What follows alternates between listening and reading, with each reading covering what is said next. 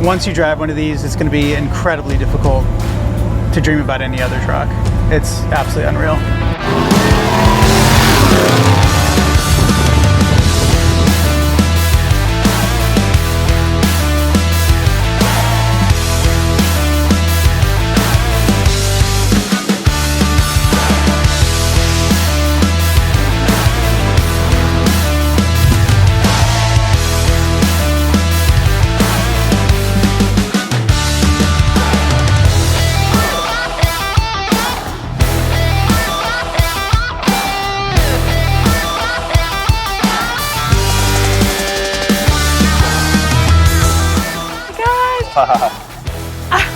Wow, this shady. She looks better than she was in Monterey. She's more beautiful than I remembered.